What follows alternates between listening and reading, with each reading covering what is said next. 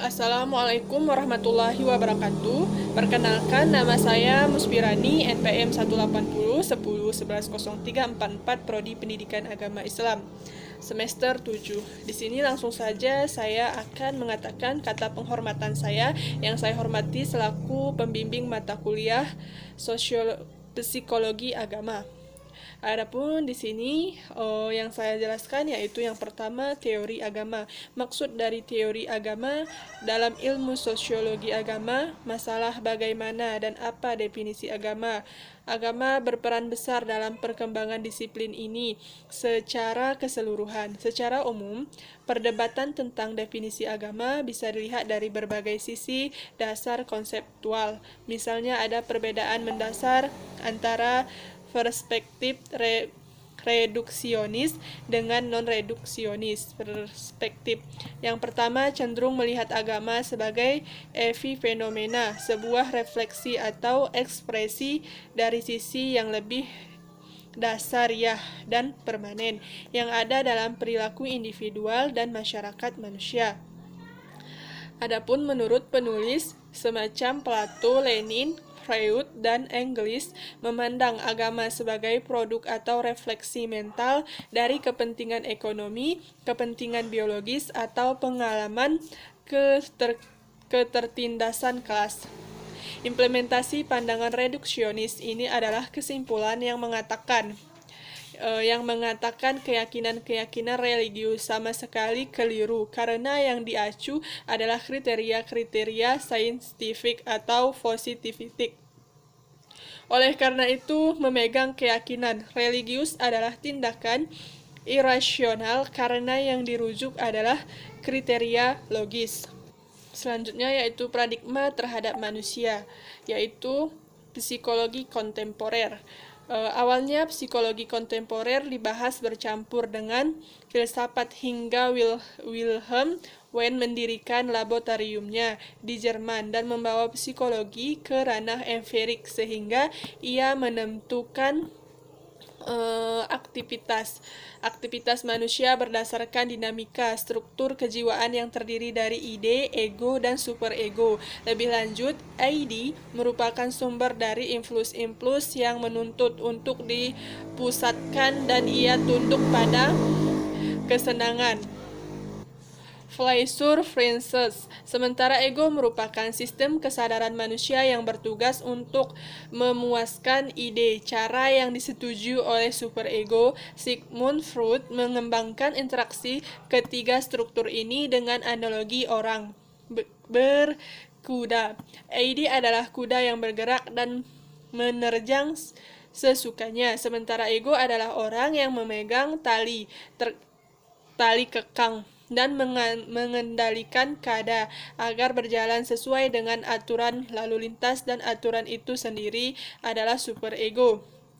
Selanjutnya, motif dasar penggerak struktur jiwa manusia adalah libido, dan masing-masing terdiri dari eros, insting yang mengarah pada kehidupan konstruktif, membangun dan memelihara, dan tuntas, insting yang mengarah kepada kematian destruktif, merusak dan menghancurkan. Motif-motif dasar ini berkedudukan di dalam ID atau ide. Selanjutnya, Freud lebih konsen membahas libido seksual. Bahkan banyak teori dilandaskan pada libido yang suatu ini menyentuh alam supra sadar atas sadar, sementara agama berada pada alam atas sadar, dan agama yang dijadikan fokus penelitian oleh Freud adalah agama-agama primitif seperti animisme dan dinamisme, bukan agama monoteisme yang rasional atau suprarasional. Dengan kata lain, objek penelitian tidak lengkap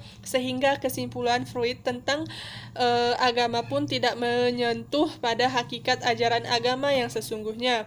Akibat psikoanalisasi memandang moralitas sebagai tingkah laku irasional sebab tingkah laku ini hanya mengutamakan nilai-nilai generasi, bukan nilai-nilai yang berada dalam kesadaran manusia itu sendiri. Lebih lanjut, menyentuh alam suprasadar atas sadar, sementara agama berbeda pada alam sadar. Sadar dan tiga agama yang dijadikan fokus penelitian oleh Freud adalah agama-agama primitif seperti animasi dan dinamisme, bukan agama monoripisme. Penelitian ini tidak lengkap sehingga kesimpulan Freud tentang agama pun tidak menyeluruh pada hakikatnya ajaran agama yang sesungguhnya. Agama yang sesungguhnya akibat psikonalisasi memandang moralitas sebagai tingkah laku irasional, sebab tingkah laku ini hanya mengutamakan nilai-nilai general, bukan nilai-nilai yang berada dalam kesadaran manusia itu sendiri. Lebih lanjut, Eric Venom menjelaskan bahwa menurut Freud, kepercayaan terhadap agama merupakan suatu ilusi perasaan menggoda pikiran, observasional rasionalisme, dan berasal dari ketidakmampuan manusia dalam menghadapi alam di luar dirinya dan juga kekuatan insting dari dalam dirinya sendiri. Sayangnya psikolog kontemporer tidak berhasil menemukan patologi psikologis yang terjadi pada pemeluk agama yang religius, saleh sebaliknya pemilik agama. Menurut pandangan psikonalisme, motivasi dasar manusia adalah struktur ide yang terkait pada prinsip mengajar, kesenangan, pleasure, hingga bisa dikatakan bahwa psikonalisme beranggapan bahwa hakikat hidup manusia hanya untuk mengejar kesenangan semua. Hedonisme memuaskan kemanusiaan yang lebih baik. Manusia tidak memiliki kebebasan untuk memilih karena ia terlihat dengan prinsip ide yang mengejar kesenangan dan permusuhan. Selanjutnya yaitu behavioristik adalah aliran psikologi yang menekankan teorinya pada perubahan tingkah laku manusia. Aliran ini diperoleh oleh John Milliar, B.F. Skinner, dan Neil L. Milliar. Mazhab behavioristik menolak bahwa struktur kejiwaan manusia yang relatif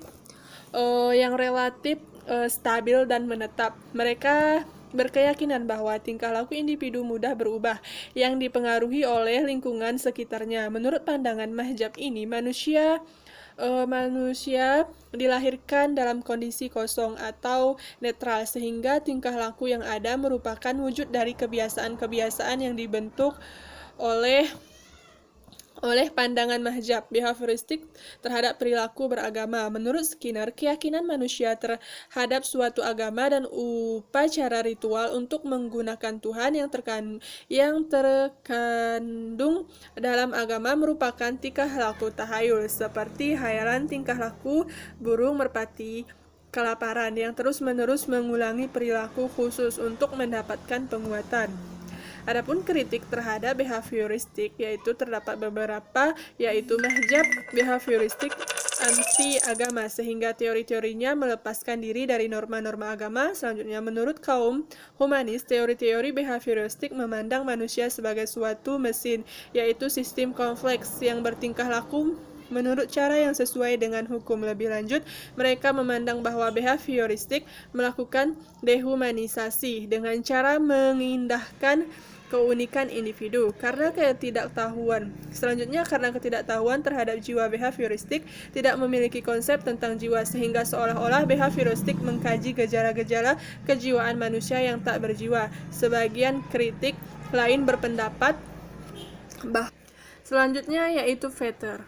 Maksud dari Vetter diterjemahkan dari bahasa Inggris, yaitu Jeffrey Vetter adalah rekan perusahaan ilmu komputer dan matematika dan pemimpin kelompok pendiri di Future Technologies Group di divisi ilmu komputer dan matematika di Laboratorium Nasional Otak Rijkewijke.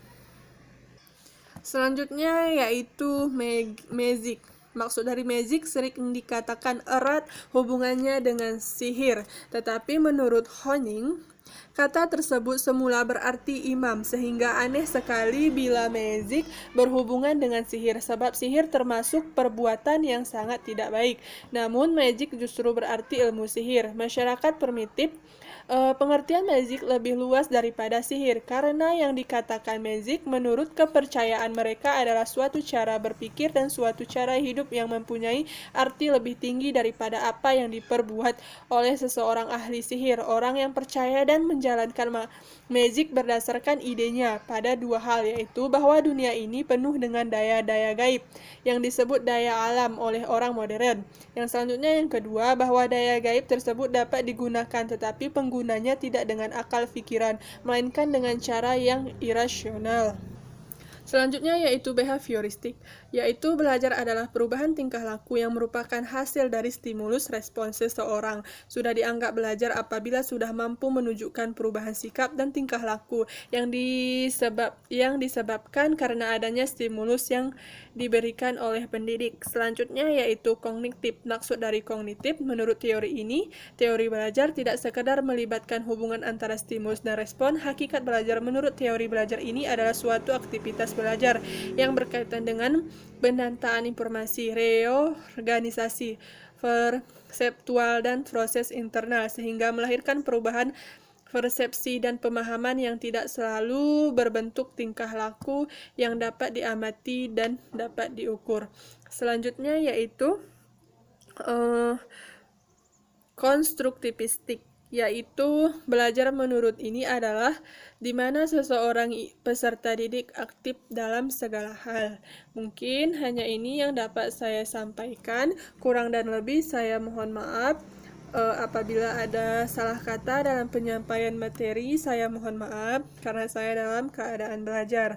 Mungkin hanya ini. Wabillahi taufiq wal hidayah. Wassalamualaikum warahmatullahi wabarakatuh.